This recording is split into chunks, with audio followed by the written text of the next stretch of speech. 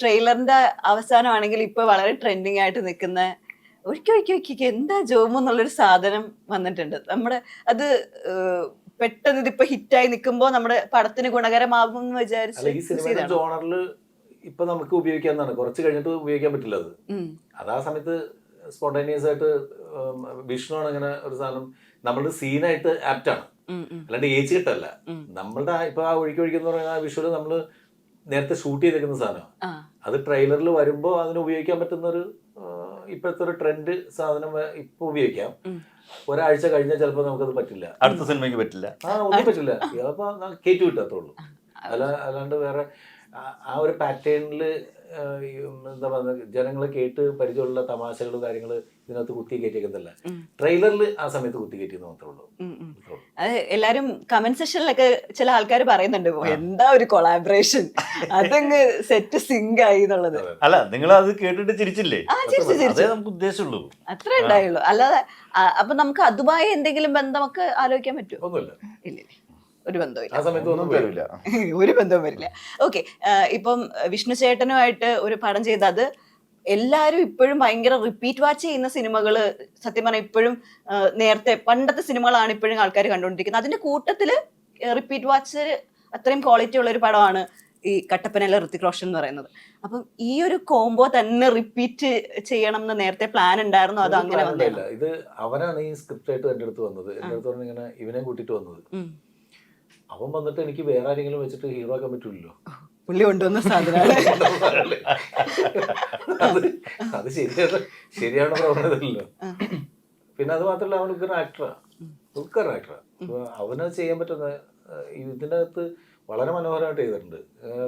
ഞാൻ അത് കഴിഞ്ഞ ദിവസം നമ്മുടെ ഫൈനൽ ഇതൊക്കെ കണ്ടു കഴിഞ്ഞപ്പോൾ ഞാൻ അവനെ കെട്ടിപ്പിടിച്ചിട്ട്, കാരണം നമുക്കറിയാം ചെയ്യുമെന്ന് അറിയാം, എന്നാലും ഫൈനൽ ഔട്ട്പുട്ട് കണ്ടപ്പോൾ ചില ഏരിയയിലൊക്കെ ഇവൻ്റെ ഒരു സൈലൻസ്, അവൻ്റെ കണ്ണുകളിൽ പറയുന്ന അല്ലെങ്കിൽ വളരെ മൈന്യൂട്ടായിട്ട് അതിനകത്ത് ചില ഒരു സാധനമൊക്കെ ഉണ്ട്. ഒരു ഗ്രൂപ്പിൻ്റെ അകത്ത് നിന്നിട്ട് ഒരാളുടെ അടുത്ത് പറയരുതെന്ന് കാണിക്കുന്നൊരു ചെറിയ മൈന്യൂട്ട് എക്സ്പ്രഷൻ, അത് കണ്ണിൽ മിന്നായം പോലെ വന്നു പോകുന്ന സാധനമാണ്. അതൊക്കെ ഒരിത്തിരി ഓവറായി കഴിഞ്ഞിട്ടുണ്ടെങ്കിൽ അളവ് കൂടുതലും, കുറഞ്ഞു കഴിഞ്ഞാൽ രജിസ്റ്റർ ആകാതെ പോകുന്നു. പക്ഷെ അതൊക്കെ ഭയങ്കര മീറ്റ്, അതൊക്കെ ഒരു പെർഫെക്റ്റ് ആക്ടർക്ക് കിട്ടുന്ന കഴിവുകളാണ്. അതൊക്കെ അങ്ങനെ അത് മാത്രം. അതിനകത്ത് ഏറ്റവും ലാസ്റ്റ് ഒരു ഡ്രാമയുടെ വേഷത്തിൽ വന്നിട്ട് ആക്ച്വലി ഒരു കാര്യം ചോദിക്കുമ്പോൾ പെട്ടെന്ന് അതിന്റെ റിയാക്ഷൻ ഉണ്ട്. ഭയങ്കര ഇഷ്ടപ്പെട്ട ഒരു റിയാക്ഷൻ എന്ന് പറയുന്നൊരു പരിപാടി. അത് ഭയങ്കര ചെറിയ മൈന്യൂട്ട് പരിപാടി, പക്ഷെ ഭയങ്കര രസമാണ്. അതൊക്കെ സിംഗിൾ ടേക്കിൽ വന്നു പോകുന്നതാണ്. പിന്നെ അത് നമ്മൾ റീടേക്ക് ചില കാര്യങ്ങളുണ്ടല്ലോ, ചില കാര്യങ്ങൾ ടെക്നിക്കൽ ഉക്കരനായിട്ട് ആർട്ടിസ്റ്റ് പെർഫോം ചെയ്ത് കഴിയുമ്പോൾ അതിനകത്ത് ചിലപ്പോൾ ഒരു ലൈറ്റ് ബ്ലിങ്ക് ചെയ്ത് ഒരു ഫ്ലിക്കറിങ് വന്ന് പോയിട്ടുണ്ടാവും. പക്ഷെ അതിനെ ഇനി റീടേക്ക് എടുത്ത് കഴിഞ്ഞിട്ടുണ്ടെങ്കിൽ ചിലപ്പോൾ നമുക്ക് കിട്ടില്ല. അങ്ങനെയൊക്കെ സങ്കടം വന്നിട്ടുണ്ടാവും വല്ലപ്പോഴും. നിങ്ങളൊരു എക്സ്പീരിയൻസ് ഇതിലില്ല? അല്ല, ഞാൻ പറഞ്ഞ ലൈഫില് അല്ല ഞാൻ പറഞ്ഞ സാധാരണ രീതിയിൽ അങ്ങനെ അല്ല, നമുക്ക് അങ്ങനെയുണ്ട്. അതായത് ഭയങ്കര ഇമോഷണലി വർക്ക് ചെയ്തുകൊണ്ടിരിക്കുമ്പോഴത്തേക്കും ചെന്ന് അങ്ങ് എൻഡിലെത്തുമ്പോൾ ഫോക്കസ് ഔട്ട് ആകുന്ന ഒരു പരിപാടി ഉണ്ടെങ്കിൽ തകർന്നു പോകും. നമ്മൾ തകർന്നു പോകണമല്ല, വേറൊരു സുഹൃത്തിനെ ഞാൻ കാണാറുണ്ട്. അല്ല, അത് നമുക്ക് വേണ്ടത് അത് എന്നിൽ നിന്ന് മാത്രം വരുന്നതല്ല, മറ്റു പലരും സപ്രസ് ചെയ്യുമായിരിക്കും. പക്ഷെ ഞാനത് റിയാക്ട് ചെയ്യാൻ നമുക്ക് ഒരു ആർട്ടിസ്റ്റിന്റെ നമുക്ക് കിട്ടുന്നൊരു ആ മൊമെന്റ് അവർ ചിലപ്പോൾ അത് റിക്രിയേറ്റ് ചെയ്യാൻ പറ്റില്ല പിന്നീട്. അത്ര അകത്തൊരു ബാധ കയറിയിട്ടായിരിക്കുമല്ലോ എല്ലാവരും പെർഫോം ചെയ്യുന്നത്.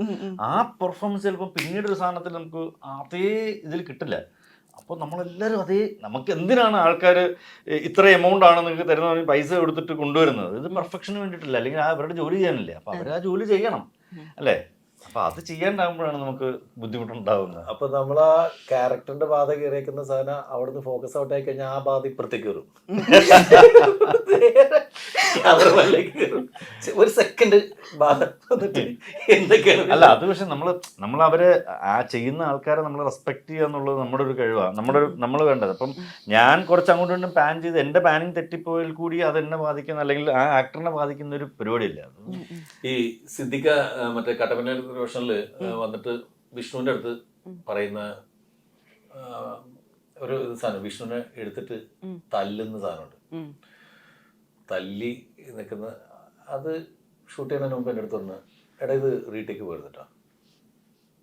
ഞാൻ പറഞ്ഞു ഞാൻ പറഞ്ഞ സിംഗിൾ ക്യാമറ ഉള്ളൂ, അതൊന്നും എനിക്കറിയാൻ പാടില്ല, അത് എന്നെ സംബന്ധിച്ചിട്ടുള്ള കാര്യമല്ല, നിനക്ക് വേണമെങ്കിൽ നാളത്തേക്ക് വേണമെങ്കിൽ മാറ്റി വെക്കാം, പക്ഷെ ഞാൻ ഒറ്റ പ്രാവശ്യം ചെയ്യുള്ളൂ.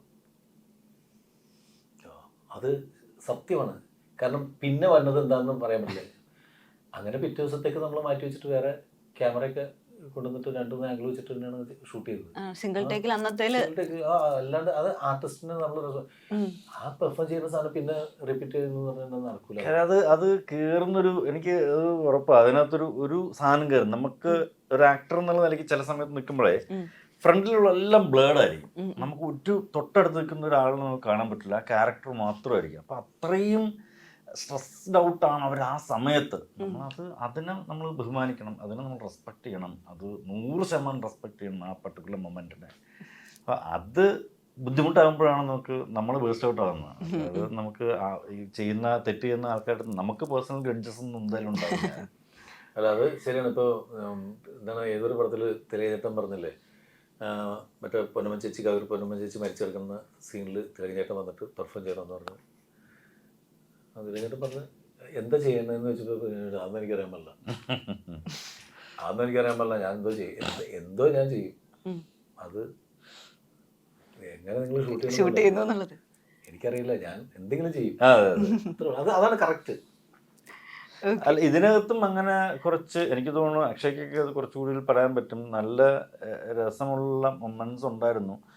ഭാഗ്യത്തിന് അങ്ങനെ ബേഴ്സോട്ടി വന്നില്ല ഇതിനകത്ത് അധികം അത്തരം പെർഫോമൻസുകളുമാകാൻ. പക്ഷേ അക്ഷയൊക്കെ വളരെ നന്നായിട്ട് ആ സാധനങ്ങൾ ഹാൻഡിൽ ചെയ്തിരുന്നു. ഈവൻ വിഷ്ണു ആണെങ്കിലും മറ്റ് ആർട്ടിസ്റ്റുകളാണെങ്കിലും ഒക്കെ. പിന്നെ ഇമോഷണലി ഉള്ളൊരു ഏരിയ അവർ ചെയ്തിരുന്നത് എനിക്ക് തോന്നുന്നു അക്ഷയും വിഷ്ണുവും അമ്മ ആയിട്ട് അഭിനയിച്ച ഒരു ഇപ്പൊ ചില സാധനങ്ങൾ ചെയ്യുന്ന സമയത്ത് ശ്രീധരന് അത് ഭയങ്കര കോംപ്ലിമെന്റ് ചെയ്യും. നമ്മളിത് ചെയ്യാൻ പോവാണെന്ന് ചിലപ്പോ ഒരു ഇൻസ്റ്റിങ് കിട്ടും ശ്രീധരന് മുന്നേ. അപ്പൊ പിന്നിലേക്ക് ഇടുന്ന് പറഞ്ഞ് പെട്ടെന്ന് ആ പരിപാടി നമ്മുടെ ആ മൊമെന്റ് ക്യാപ്ചർ ചെയ്യാൻ വേണ്ടിയിട്ട് ഭയങ്കരമായിട്ട് ആൾക്ക് അറിയാം ഇതിപ്പോ വരും, അത് ക്യാപ്ചർ ചെയ്യാൻ വേണ്ടി അത്രയും എഫേർട്ട് ഇടാറുണ്ട്. ഓക്കെ. ഇപ്പം റീൽസ് അല്ലെങ്കിൽ ബിഗ് ബോസ് അതൊക്കെ കഴിഞ്ഞിട്ട് നമുക്ക് മലയാളിക്ക് ഒരു നായികനെ, ഒരു പുതിയ നായികനെ കിട്ടാണ്. മാനിഫെസ്റ്റ് ചെയ്ത മൊമെന്റ് ഒക്കെ ആയിരിക്കില്ലേ? അപ്പം എങ്ങനെയുണ്ട് ഇപ്പൊ ഇതിന്റെ പ്രൊമോഷൻ കാര്യങ്ങളൊക്കെ ആയിട്ട് ഇങ്ങനെ പോകുമ്പോൾ? മാനിഫെസ്റ്റ് എന്നുള്ള വാക്ക് പറഞ്ഞുകൊണ്ട് ഞാൻ പറയാണ്, ലാസ്റ്റ് ഇയർ ഇത് ചെയ്യുന്ന സമയത്ത് ഞാനിങ്ങനെ നമ്മൾ വിഷൻ ബോർഡൊക്കെ ചെയ്ത് ഫോണിലൊരു വാൾപേപ്പർ വെച്ചിട്ടുണ്ടായിരുന്നു. തിയേറ്ററിൽ എൻ്റെ ഫേസ് വെച്ച് ഞാനിങ്ങനെ എഡിറ്റ് ചെയ്തൊക്കെ ചെയ്ത് വെച്ചിട്ട് അതിങ്ങനെ നോക്കും, ഡെയിലി ഇങ്ങനെ എടുത്ത് നോക്കും. അപ്പോൾ ആ സമയത്ത് എങ്ങനെ ഈ വർഷം എന്തായാലും ഒരു പടം ചെയ്യണം, എന്ത് ചെയ്യും ഇങ്ങനെ ആലോചിച്ചുകൊണ്ടിരിക്കുമ്പോൾ പെട്ടെന്ന് ആകാശിന്റെ കോൾ വന്നു. ഇതുപോലെ ഇങ്ങനെ ഒരു പടമുണ്ട്, ഓഡിഷൻ ഉണ്ട്, വരണം എന്ന് പറഞ്ഞിട്ട്. ഇടയ്ക്കിടയ്ക്ക് ആകാശം വിളിക്കുന്ന അതെ വിളിച്ച് ഇത് പറയാറുണ്ട്. അപ്പം ഇങ്ങനെ പറഞ്ഞായിരുന്നു. അപ്പൊ അങ്ങനെ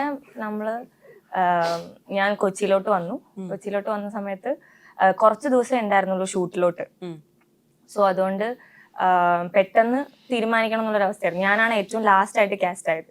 സോ അവിടെ പോകുന്നു, കഥ ഫുള്ള് ആകാശിനെ അറിയിറ്റ് ചെയ്തപ്പോൾ ഭയങ്കരമായിട്ട് ഞാൻ ചിരിച്ചു, എൻജോയ് ചെയ്തു. എനിക്ക് അപ്പൊ തന്നെ ആ ക്യാരക്ടർ ചെയ്തു. നമ്മൾ എല്ലാ കഥകൾ കേൾക്കുമ്പോഴും ഒരു ക്യാരക്ടറിനോട് നമുക്ക് പ്രത്യേക ഇഷ്ടം തോന്നില്ലേ, ലൈക്ക് ഈ ക്യാരക്ടർ നമുക്ക് ചെയ്യാൻ പറ്റുമായിരുന്നു. പക്ഷെ എനിക്ക് എപ്പോഴും അത് കേൾക്കുമ്പോൾ അങ്ങനത്തെ ക്യാരക്ടർ എനിക്ക് വരാറില്ലായിരുന്നു. പക്ഷെ ഈ കഥ കേട്ടപ്പോൾ ആ ക്യാരക്ടർ എനിക്കായിരുന്നു വന്നിട്ടുണ്ടായിരുന്നത്. സോ ഓഡിഷൻ ചെയ്തു. അതിനുശേഷം ഇവര് ശരിക്കും എക്സ്പെക്ട് ചെയ്തൊരു ഫോമിലായിരുന്നില്ല ആ സമയത്ത്. ഞാൻ സ്ട്രെയിറ്റ് ഹെയർ ആയിരുന്നു, കുറച്ചുകൂടെ മെലിഞ്ഞിട്ടൊക്കെ ആയിരുന്നു. കേൾ ചെയ്തിട്ടുണ്ട്. സോ അങ്ങനെ പക്ഷെ എന്തോ അവർക്ക് തോന്നി എടുക്കാന്ന്.